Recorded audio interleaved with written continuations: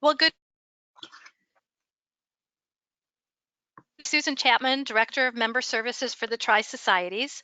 With me is Ann Jorce, Chief Operating Officer of ASTA and representing ASTA's lead and FUSE committees.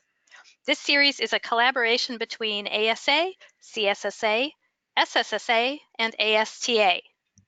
We're pleased to have you join us for our 2019 webinar series titled Road Trip of Your Career.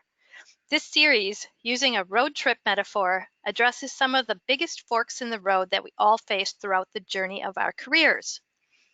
This webinar, Are We There Yet? Planning for Retirement, will help you plan for this next stage in your career.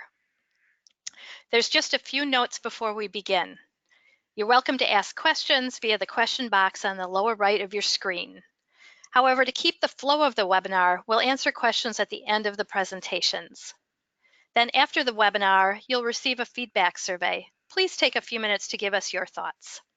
And now I'll turn it over to Jonathan Shaver of Envision Partners, who will be our moderator. Jonathan? Thank you, Susan, and welcome everyone to the next stop on the road trip of your career. My name is Jonathan Shaver from Envision Partners, a leadership development company focused on the growth and advancement of leaders in agriculture. I'm an associate member of the American Seed Trade Association and a member of the Leadership, Education, and Development Committee. The American Seed Trade Association works on behalf of the seed industry to promote the research, development, and movement of quality seed to meet the world's demand for food, feed, fiber, and fuel. I'm so very glad that everyone's found the time to be part of our webinar today titled, Are We There Yet? Planning for Retirement. Today we have 3 speakers. Pauline Johnson-Ziolonka is the author of the book Retirement Life Plan, Navigating the Transition from a Rewarding Career, and the accompanying workbook, Retirement Life Plan Workbook, Designing a Happy and Fulfilling Life in Retirement. Polly began exploring retirement adjustment while conducting her doctoral research on pre-retirement expectations. She found that this was a significant and difficult transition for some retirees, and has since then focused on supporting individuals in the transition to a happy and fulfilling retirement. Craig Newman is the former president and CEO of Retired-AgReliant Genetics, the 3rd largest corn seed company in the United States. Prior to being named CEO in 2012, Craig served as the company's vice president of sales and marketing since its inception in the year 2000. A graduate of Purdue University, Craig has a Bachelor of Science in Agribusiness Management. He began his career in the seed business with Aiken Seed Company in St. Francisville, Illinois in 1979. Craig has served as the chairman of the American Seed Trade Association Board of Directors and as the Central Region Vice President, and also as the president of the Illinois Seed Dealers Association. Having retired from Texas A&M University, Department of Soil and Crop Sciences in 2010, our 3rd speaker, Dr. Travis Miller, is now an active emeritus professor. Dr. Miller served over 30 years as an extension program leader in Texas, including several years as associate department head and AgriLife extension program leader. Outside of the university, Travis served on and advised several industry association committees. In his agronomy role, he traveled to all corners of the world. These work-life activities continue to influence him in retirement. And to our listeners today, to all of you, and during our webinar today, I encourage you to type your questions in the questions box as they arise. And at the end of our webinar, we will address as many as possible. So Polly, I'd now like to turn it over to you to set the foundation for our conversation today. Great, thank you, Jonathan. I think you summed up my background really well. I do have a background in industrial psychology, but as you mentioned, more recently, I focused my research and practice on the retirement transition. And this came about through interviews with people approaching retirement. And again, I found this was a big change for some people, but that the quality of support was sometimes lacking with this transition. So we focus a lot on well-being at work, but often leave people hanging when it comes to retirement to figure things out on their own. I think this stems a bit from the assumption that retirement is easy, which it certainly is for some people, but I hope that through better preparation, we can make this an easier adjustment for more people. So before we get started, I wanted you to just take a moment to write down or make a mental note of the first words or phrases that come to mind when you think of retirement. So I'll give you just a minute to do that.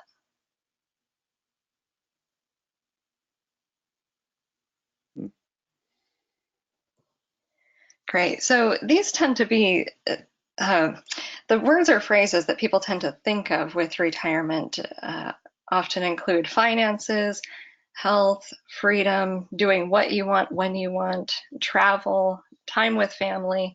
Others might mention boredom, general uncertainty about retirement, or even fears about retirement. So the tendency is to focus on either the positive opportunities or maybe having a bit more anxiety about the transition. Most retirement planning focuses only on finances, and health is another big consideration as well. But there are also other significant life changes that tend to occur in retirement. We go from spending most of our time working to something else, whatever that is. I think the tendency to not plan for retirement again stems from this assumption that retirement is easy, that you simply enjoy the benefits of no longer having to work. And again, for some it is easy. However, others find that these changes, life changes, can be surprising and sometimes challenging. And studies find that as many as 1 in 3 people have a difficult time with retirement. So my hope is that, again, by being better prepared for this transition, more people can enjoy a satisfying and fulfilling life in retirement. So we'll take a quick poll now to see where everyone is in their retirement journey. It should pop up on your screen. So if you could just quickly respond to that, we'll see where everyone is.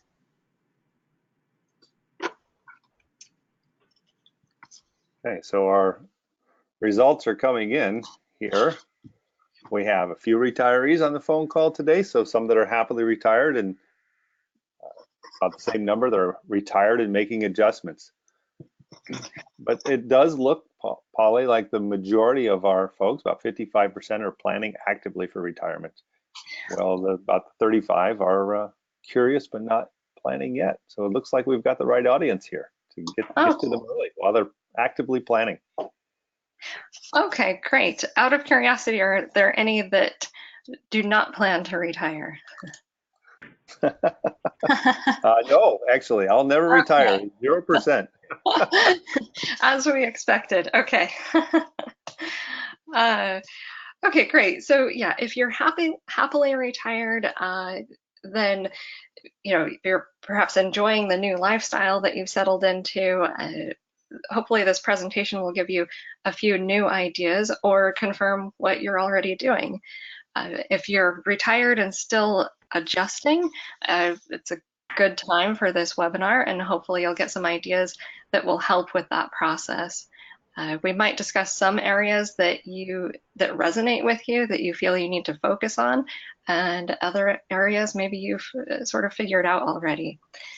And if you're planning or thinking about retirement, again, this is a perfect time for this webinar to consider the topics that we'll be discussing today. And this advanced preparation will certainly help you to make a positive adjustment and really clarify your plans, or help you make the decision about retirement, whether it is for you. Oh, I think we're hearing somebody in the background there. Okay, great. So work forms a central part of everyday life for most of our adult lives.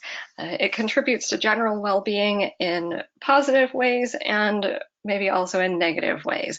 So retirement can be a relief from the stress and strain of work, but it can also mean leaving behind some of the positive aspects of work. And for many of us, it's also tied to our identity, how we see ourselves. When I began my research, I was really interested in those who struggled with retirement and understanding what it is they found difficult. So I conducted an extensive review of research, mostly qualitative research, and found numerous adjustments that fell into these 4 general buckets that you see here that I'm referring to as anchors of well-being. These are also representative of those who successfully managed the transition and enjoyed retirement. So for each of the challenges that I found, I also found other retirees reporting how they coped with changes and made appropriate adjustments. So as you can see, the 4 anchors are quite broad, and they include who you are, which is about identity adjustments. What you do is about your daily activities and hopefully meaningful and engaging activities. Who is involved is about social networks and relationships, including family. And how you structure it is about finding new rhythm and routine. So you might not experience all of these big changes in each of these areas. For some people, the change might be more about identity adjustment. For others, it might be more about relationships and social networks. But each of these areas are worth consideration as you approach retirement because they can each have an impact on your retirement experience and general well-being. So who you are, again, for many of us, work becomes a part of how we see ourselves and how others see us. This becomes apparent with the question we commonly encounter, what do you do? When you meet somebody new, this tends to be what you get asked. And one tip for retirement is to prepare for how to answer this question. We typically respond with what we do for work. And you might be just as comfortable to say that you are a retired scientist or retired professor, or you might want to come up with something that reflects who you are in retirement and what you're doing at this point. Either response will still be reflective of who you are as an individual, but sometimes it can feel a bit different just answering that question once you've retired. Ideally, your retirement lifestyle will be centered on your personal values, your interests, motives, and other personal traits. This is more likely to lead to a satisfying new lifestyle, as opposed to perhaps just following suggestions and ideas from other people and perhaps what they've enjoyed, because their personal values and interests might be different from yours. And also leaving behind the work role can be an adjustment in and of itself. One thing that many retirees have found useful in the adjustment to leaving behind the work role is to identify aspects of work that they've really enjoyed or that have been really important to them. And if it's a possibility, continue those in some way. It might be through paid work, volunteer work, or through other personal pursuits. For instance, if you enjoy writing, that's something that can translate easily to non-work related activities in retirement, or doing some writing projects or artwork. If you prefer data analysis, you might find new opportunities for that in retirement. So it's, I think, first a matter of brainstorming what you enjoy about work. What you do. This anchor has to do with how you spend your time, and ideally in a meaningful and engaging way. The common piece of advice is to keep busy in retirement, and this can be somewhat useful, but keeping busy does not always equate to a satisfying and meaningful involvement in activities. One study looked at the importance of positive and meaningful activities, and it found that those who were not involved in activities such as volunteer work actually had greater well-being than those who were involved but were not engaged in it. So in other words, the retirees who were simply keeping busy with volunteer work might have been better off if they stopped their involvement. But of course, for those who did enjoy these pursuits, they did experience greater well-being. So it wasn't just volunteer work, it was a few different activities, but the main point is the focus is on quality of the activities as opposed to quantity. So rather than trying to fill your days, maybe identify a few activities that you find meaningful, challenging, or that involve having some impact on the community or the world. Who is involved? This anchor is about social networks and relationships in retirement. This is a critical part of retirement adjustment and general well-being in retirement and in life in general. It impacts everything from emotional well-being and happiness to physical health and cognitive ability. A recent study found that retirees' social involvement had as much of an impact on their physical health as did exercise. So the impact of social involvement is quite broad. It's not just about psychological well-being. And I think that's because we are social creatures and we just need that interaction at some level. Retirees, because we spend so much time at work, most of our interactions tend to be work related on a day-to-day basis. So retirees are often surprised to find that they have to be more proactive about their social lives. People are not coming knocking on their door to chat once they retire. And this is also an important area for the more introverted types who might have a tendency to stay at home and just enjoy their alone time. So it's important to make a point to get involved with some regular groups or have a few close friends that you meet with regularly. Another area of significant change with this anchor is with family, particularly spousal relationships. Couples will often spend more time together than they ever have before, and this, of course, leads to a lot of adjustments. Common areas of adjustment include negotiating household roles and responsibilities, managing time spent together versus apart, sharing space around the house, and even just having a shared vision for retirement. And the last anchor, how you structure it, is about developing new rhythm and routine in retirement. So this is a part of adjustment or part of retirement that I think is often overlooked, but can be quite simple. It can make the difference between fulfilling your retirement vision or finding retirement to be a bit disappointing. In the early part of retirement, by all means, embrace the spontaneity and the freedom if that's what you're looking forward to.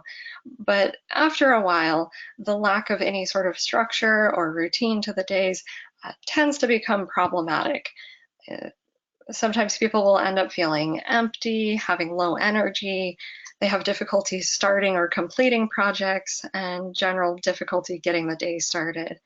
So full-time work is at one extreme with no room for freedom or spontaneity, and retirement it can go to the other extreme with total freedom and spontaneity. And most of us tend to operate best with some sort of balance between the two. If you're someone who likes to plan, then new routines might come naturally in retirement. If you tend to prefer flexibility, then you might opt for a simple strategy like committing to regular social activities, developing a morning routine, or just creating some focus for the day. So some top tips for retirement. First, discuss your expectations with family members, particularly children and partners.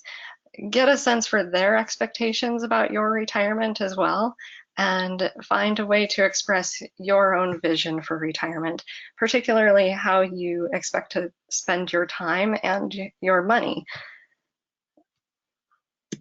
And this will allow you to resolve any discrepancies in advance as opposed to finding that you have some differences once you retire. Also, when preparing for retirement, start by reflecting on personal values, priorities, and interests. Again, activities that align with these aspects of yourself are more likely to be meaningful, engaging, and rewarding.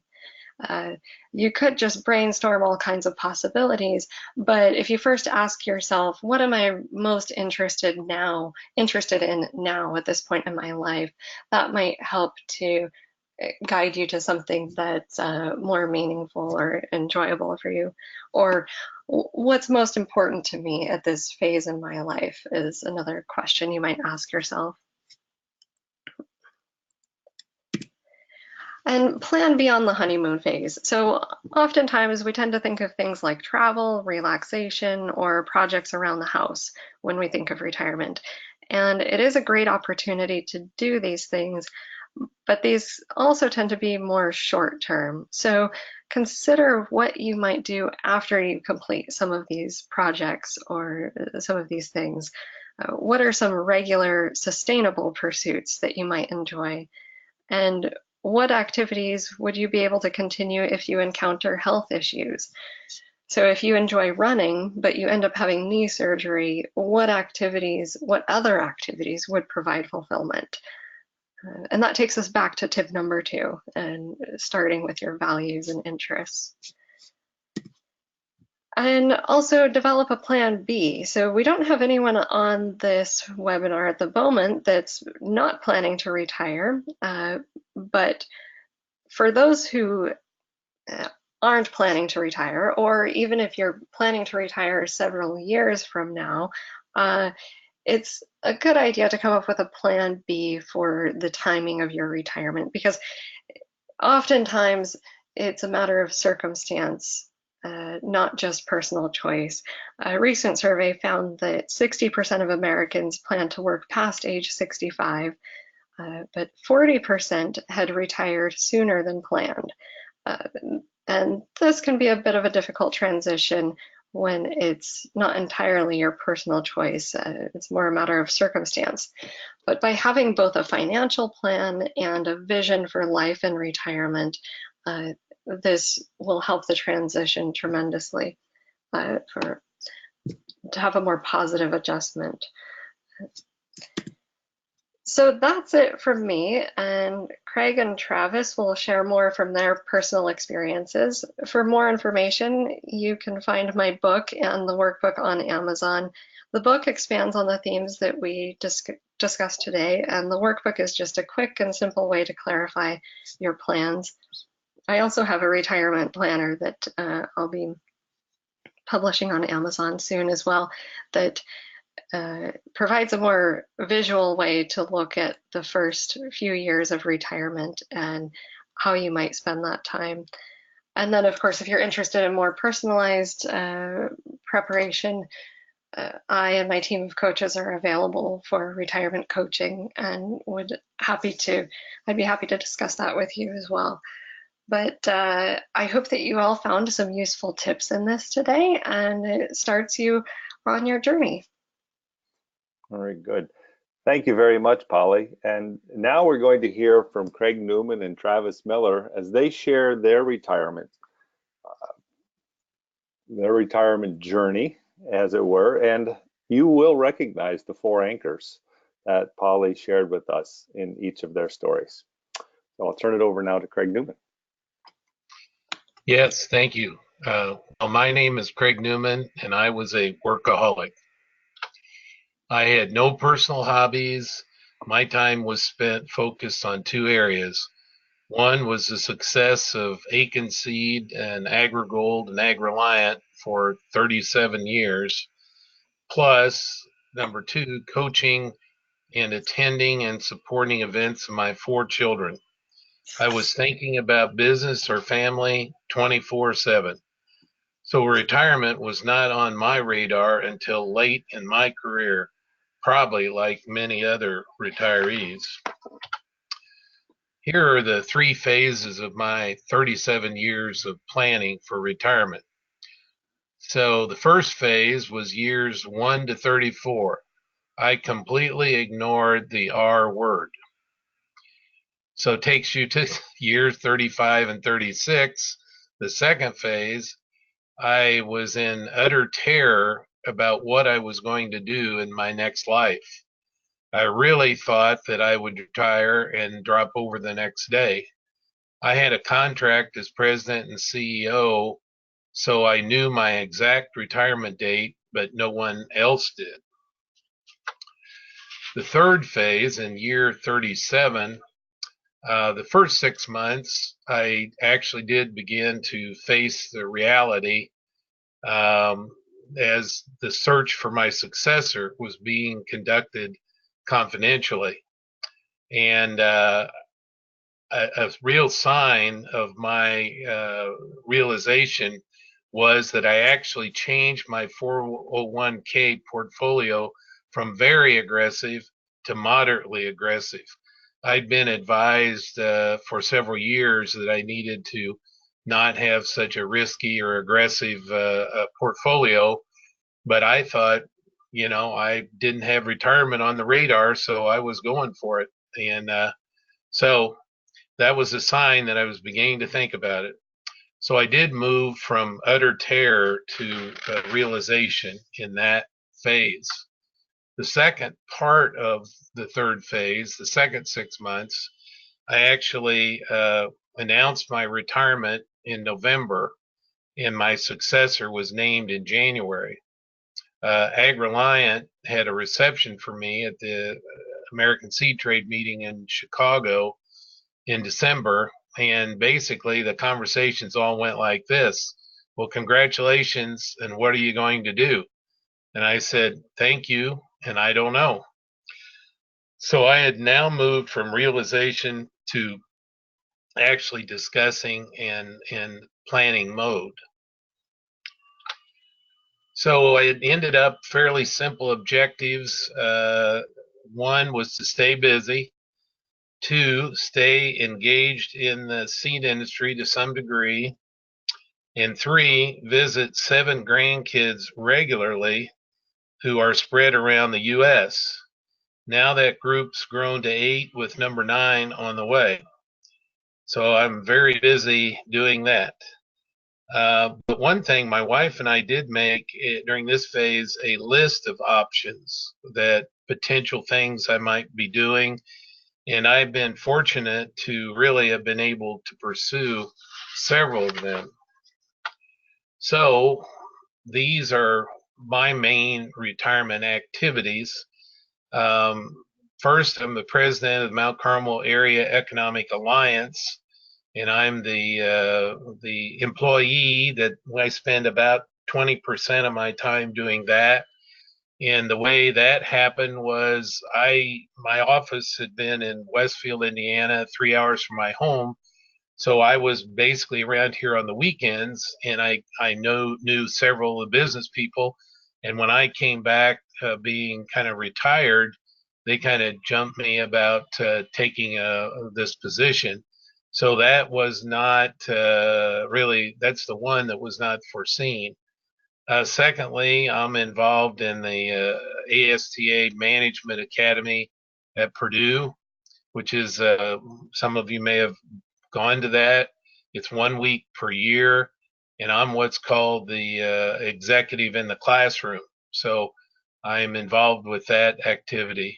Another one, again in the seed business, is Seed Business 101, which is University of California Davis program, and I do that 1 to 2 weeks per year. And then fourth, I'm a consultant in the seed industry, and one of the companies that I work with, Finding Black Ink, I'm involved in some projects there. So when you look back, I think if you look at the objective as staying engaged in the seed industry, I think you can check the box. Then I've had extensive travel to see soccer, baseball, gymnastics, dancing, swimming, basketball, football, taekwondo, plus all the other type grandparent activities that you have involved with your grandchildren. So that was another objective. I think we can check that box. And then we also have several vacation trips with my wife and friends and family. which also is some of my activities. So I guess you could say you can check the box because I am staying busy. So some retirement advice. First of all, don't wait to begin thinking about and planning for retirement. Secondly, don't be stressed out about retirement like I was. The third one, don't expect to have lunch with your spouse. Now, the person on the screen there in the right-hand side is an icon in the seed industry. Anybody in the seed industry would probably recognize Owen Newman. He's been the senior vice president of Pioneer when Pioneer was an independent company several years ago. He's over 90 years old and still active in the ASTA.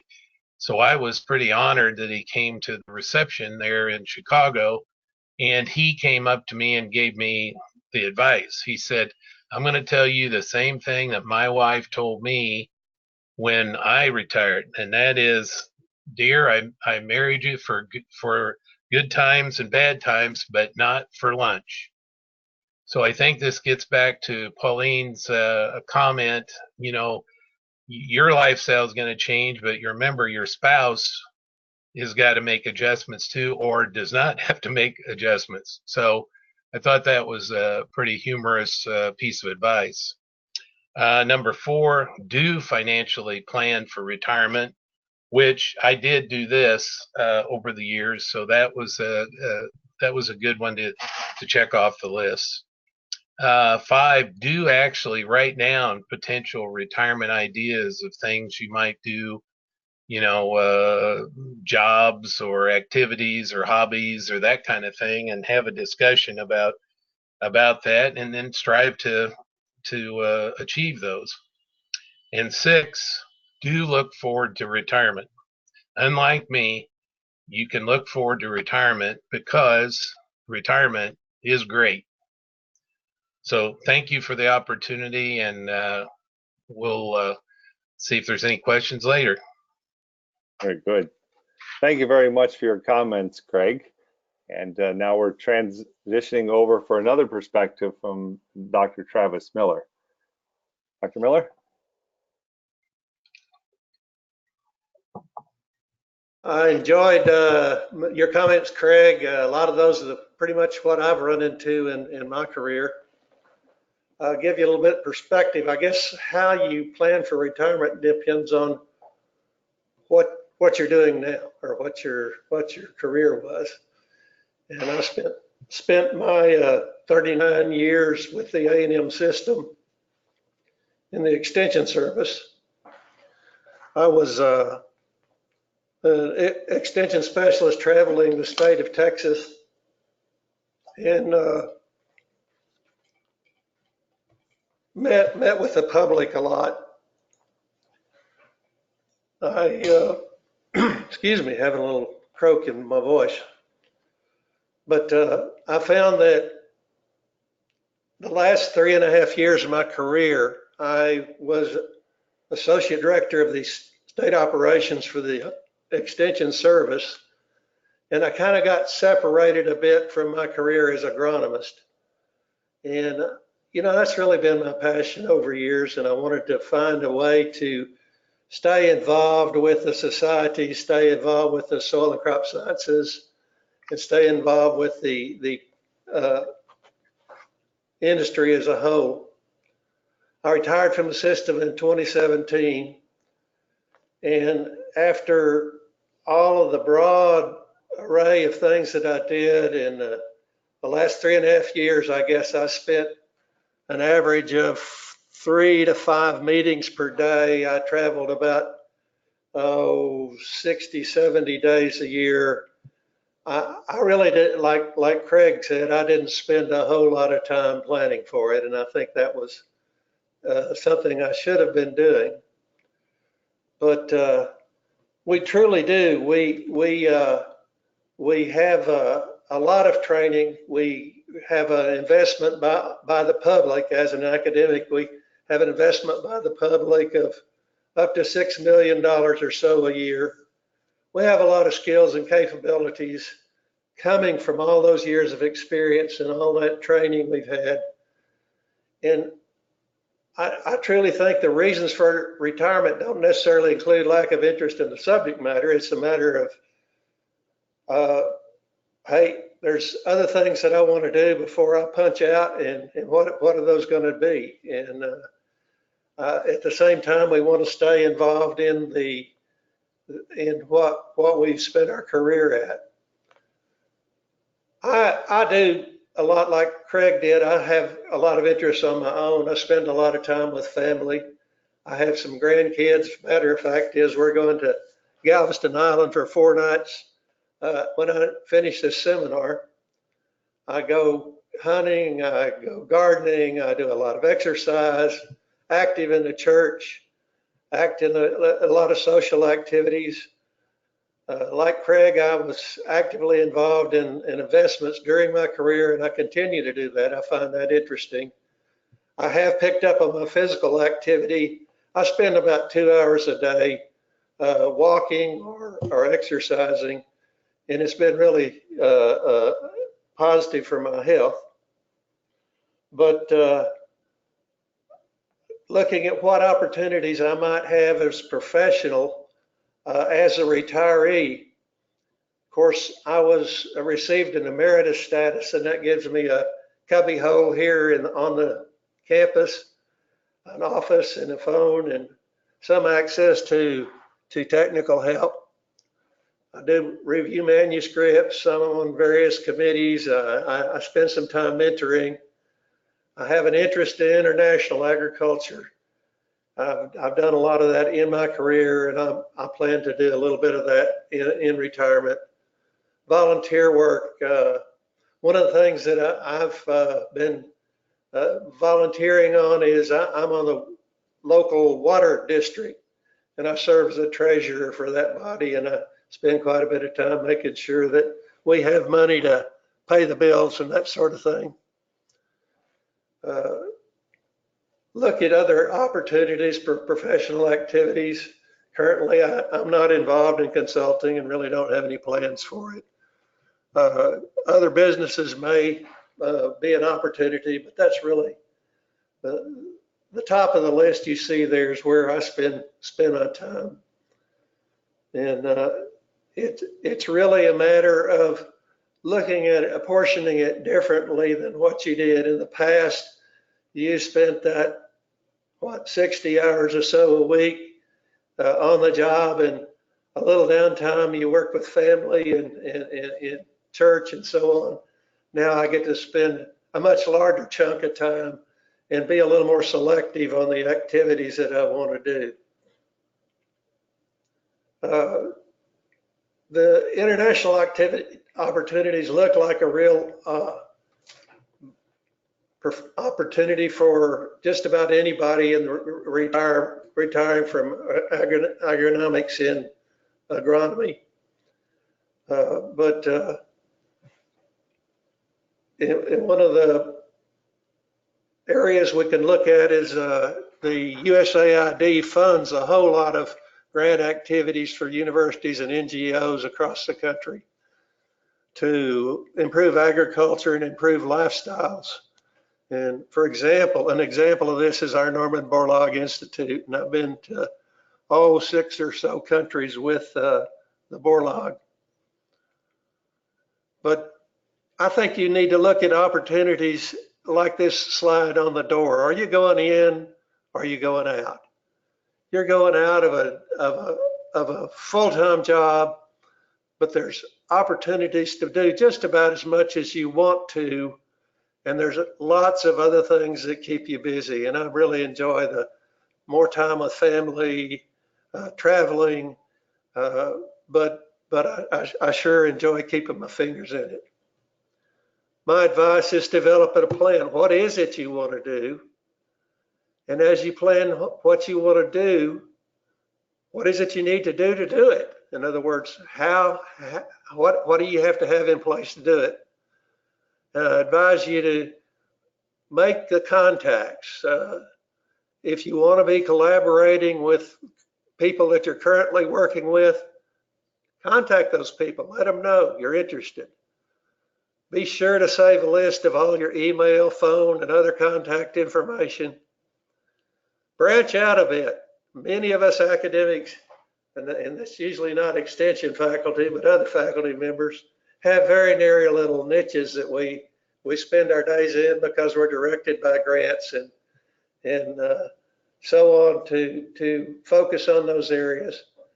But I think the bottom line is we can make a difference, and we do make a difference, and we've got a background and training and a lot of experiences that can be helpful around the world. So that's my comments for today. Very good. Thank you so very much, Travis. Thank you, Craig, and thank you, Polly, for all of your comments. And so now we get to the part where our attendees can participate here by sending in your questions. So I encourage you to continue doing that by entering those questions into the questions box on your GoToWebinar control panel. So I've been assembling a few of them as they've come in during our presentation today. And so I will just field a few of those. So very early on, there were just a few general retirement questions. And Polly, you can probably answer these as well as anyone. If you're familiar with what the current age of retirement is in the United States and what the trends look like. Oh, yeah, I think that, well, retirement in general is really changing where many people are working longer, or what retirement looks like is different. So some might say that they're retired, but they're continuing some form of work. And that's just the beauty of kind of defining what retirement means to you. But it's a good question. I can't say actually I'm aware of the average age at this point. I probably should know that, but I have to admit I might have to get back to you on that. But generally, I think that people are retiring later. Okay, very good.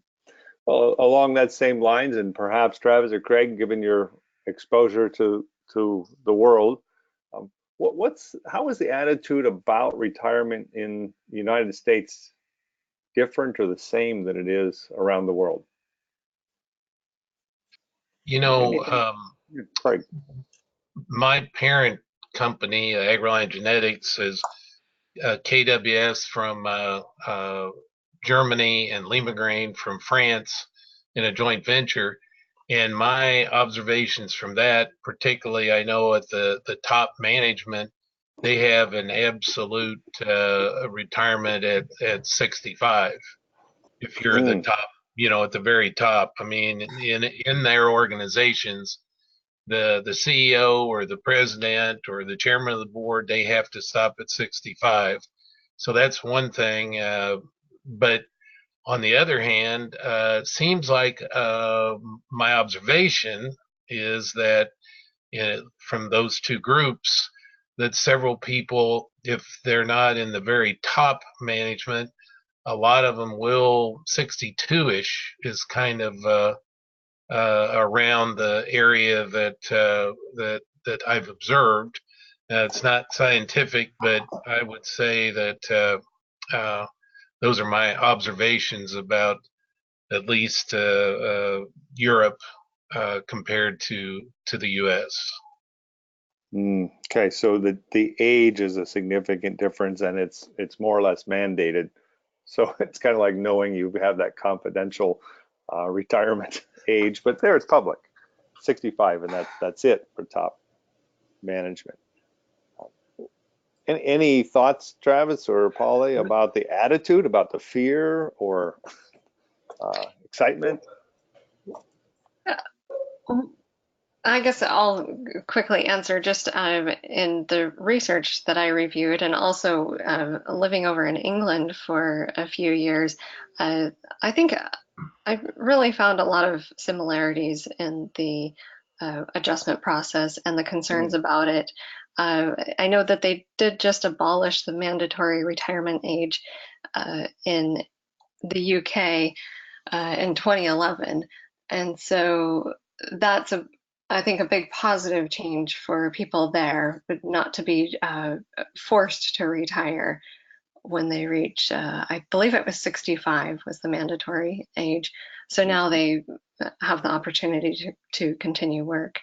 Um, and that's much better to have it on your own terms.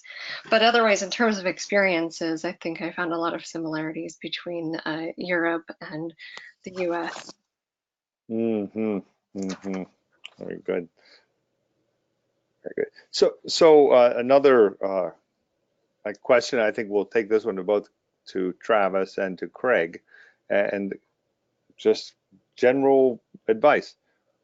Given now that you are retired, what would you have done differently, and what difference would it have made in your retirement? Well, I guess what Craig and I both said is we probably didn't spend enough time thinking about what we were going to do. It sounds real nice that I can go fishing, or I can work in the garden, or I can go to trips with a family and so on. But that doesn't occupy 365 days a year. And, you know, we don't go to work as agronomists because we want to get rich at it. We do it because we like to make a difference. We think it's good for the society and the world as a whole to be able to make science make a difference in cropping production. Mm-hmm. Given that, I'm still passionate about it. I think about it all the time. You know, how can I make a difference? Given that I'm dedicated to spending more time with my own pursuits, but it's pretty. It's a tough question to answer, but that'd be it. Mm-hmm. Mm-hmm. Craig, I and think any thoughts from you? Yeah. I mean, I think one of the big differences is that when you're in a company, and my schedule was really not my schedule, it was everybody else getting controlling my schedule. So it definitely limited the things that sometimes that I wanted to do. There was always a marketing meeting or a production meeting or whatever to go to.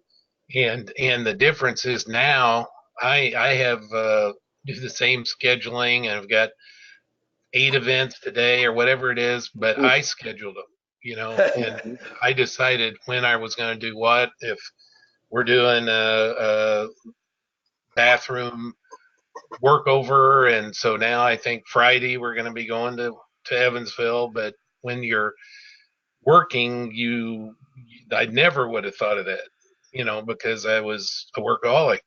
So Mm-hmm. that's the good thing I think about retirement of your own scheduling. But it isn't like I don't have time to go stop and go fishing. So but that's what you have to make your decisions on, how you want to spend your time. Like Travis said, you just got to decide it and then do what you need to do to achieve that goal. Yep. Deciding what you're going to do. Yeah. It from my perspective, it's goes from priorities of wherever you're working to yours and your family priorities. And there's a big difference there. Last several years of my career, I had no control of my calendar at all. I'd open my calendar, there'd be 2 new events I didn't even know about that happened while I was in another meeting, So Yeah. it's a different world. We So recognize that. So, one yeah, go other ahead. thing I wanted to say real quick, and that is, this is all about getting to retirement.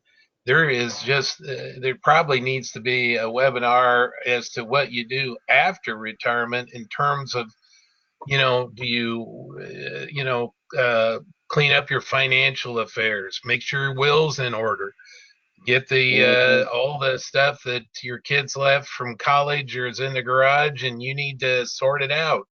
You actually need, and not that I'm doing all that, but there's things you need to do in retirement in addition to the other things. I mean, you really have kind of requirements to prepare the next step. Mm-hmm. Right. This is a continued journey. This is not the end of the journey of life, right? It's just the end of the journey of our work life, if you will. But each of you have continued on and very actively in your retirement. If put a finer point on it, Craig, you waited till 36 years to really say, okay, this is retirement. Had you started planning at 30 years, 25 years about what you wanted to do, would it have made the transition easier? Would you be in a different place today? Can you give any testimonial about the value of actually doing this planning earlier? Well, I think, I think this the answer to that is, if I had of, I wouldn't have had 2 years of utter terror. You know, Mhm. Okay. if I would have planned or thought about it or talked about it or made the list with my wife, here's what kind of things we might do, I wouldn't have Mhm. been in terror there for 2 years. And so, yes, I think as it turns out, I might not, I might be doing exactly the same thing, but it would have been a lot less stressful if you plan ahead and at least talk about it. Mhm. What I found the most difficult, I'd been slapping the alarm clock at 5:30 in the morning every year for 40 years. First Monday, hey, the alarm didn't go off, but I still woke up at 5:30. And it takes a long time to get out of a routine and go into another one. Mhm. Yeah, so it sounds like talking about it and planning for it increases the comfort level with that transition so you can actually enjoy it so that you're not stressed about finding the gas station, right, on this journey, if you will, that you're actually able to watch the scenery and enjoy that part of the road trip.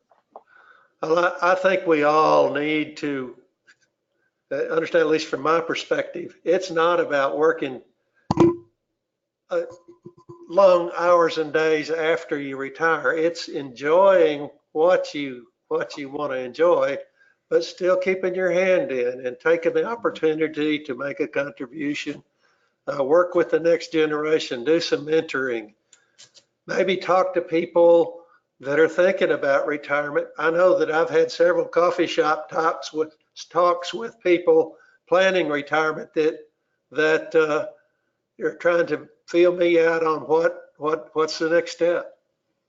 Mm-hmm. Mm-hmm. Thank you. Here's a question I'll bring to Polly. Some people move to a new location when they retire.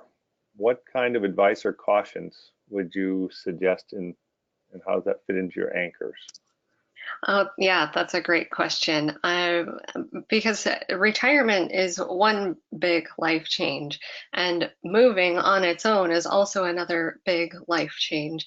And so, one big piece of advice if you're considering moving is just the social network side of it and the relationship side of it. Uh, are you moving closer to people, and how will that impact your relationship? What are their thoughts and expectations about it as well? If you're moving closer to children, uh, how much time do they want to spend with you, and how much time do you want to spend with them?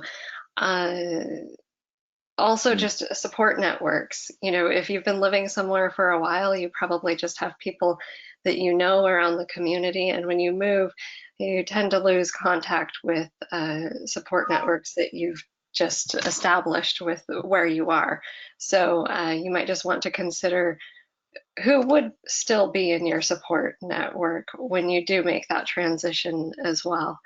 Uh, yeah, I'd say that's probably a, a big Mm. part of moving is that the change in your social environment as well, in addition to it already changing with retirement. So, yeah, it Mhm. can be a great opportunity as well. But yeah, consider the four anchors in general. Yeah, very good. Travis or Craig, have you considered moving, or did you move after retirement?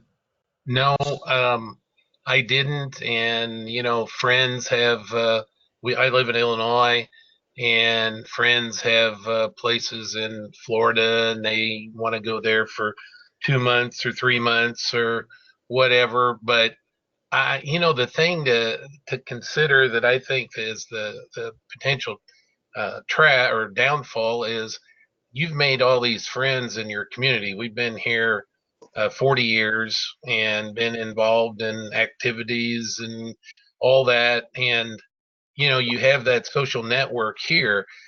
It's one, like you said, it's one adjustment to make to retire, but the other one to move someplace where your normal routine, your social life and all that has to start over again. I would be afraid of that because although I could probably, make friends someplace else, why do I want to? I mean, Right. I'm all in this community, and so we don't not looking to get a place in Florida or whatever. Although we travel extensively, particularly for grandkids. So, which is another reason why we probably wouldn't want to move. And our grandkids are around Nashville, Dayton, St. Louis, and soon to be Austin. So we can't move right next to one of them. Mm. So anyway, I would kind of think twice about moving away from here unless you're not happy where you are. Hmm. I'm in agreement with that. My wife and I discussed buying a summer home in the mountains or whatever, uh, and we came to that same line of reasoning that people we've known for the last 35 years are here. And it's Hmm. a nice base to operate from. That doesn't mean we don't travel from here, but it means that when we come home, our social network and our colleagues and friends are close by and we can resume whatever relations we had with them. Hmm. Yeah, I think just a quick point to follow up on that as well is that I talked about having to be more proactive about your social life in retirement. And I think that with moving as well, you just have to be prepared for uh, finding new places to meet new people because before we often rely on the workplace to meet new people, but if you move in retirement, you'll have to meet new people somewhere else, and that can be a really different experience as well.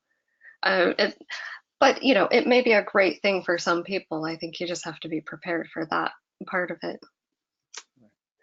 It's been noted by a number of our attendees that we haven't talked about financial or healthcare, and there's a particular reason for that because that's lots and lots of webinars worth of content.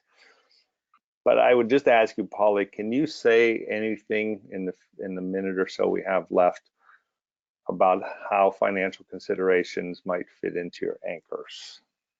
Yeah, okay. So because I think that there are people who specialize in those particular areas, and with my background in psychology, I've decided to focus on these different areas. But I Hmm. would say that, yeah, finances and health form a foundation for retirement and retirement adjustment. So by all means, I think that financial planning is the first thing to do, and you know, taking your health into consideration as well. And retirement may be actually an opportunity to improve your health. Uh, have more time for exercise and cooking healthy meals and those sort of things. But yeah, they're obviously very important parts of the retirement adjustment. So, uh, but again, there are people who specialize in that. Like you said, Right. there may be webinars Yeah. that focus just on those areas. And really, retirement isn't the time to think about planning finances. It's when you're 25 years old. That's when you start. Right. That And, that that is the summation of many hours of financial planning. Is start early, right? Right. and That's aggressively, like we had a 401k and a matching, and fortunate to be able to, all those years I was doing the max as far as being able to put it in, and it's amazing what that just adds up to in Oh, the yeah. end. It And really does. so I want to say that I did a good job planning financially, but um, all I did was, take advantage of the company, company matching and all that kind of thing. Well, very good. Well, thank you all for sharing your perspectives today and your advice and your experiences. I know that this has been a useful presentation for all of us, and whether we're preparing for this particular transition or we're helping others to make it, there's a lot that we learned here today. So thank you again, Polly and Craig and Travis, for sharing your best practices and personal experiences that have worked for you. And Thank you. your key Thank learnings you. will really help others. So to our participants, we thank you for your continued interest and active participation in this entire webinar series. This is in fact the last webinar in the series, The Road Trip of Your Career. And we'd like you, if you'd like to hear this webinar or past webinars, you can visit either the Tri-Societies or the ASTA member websites. And we look forward to being with you again somewhere down the road. Thank you very much.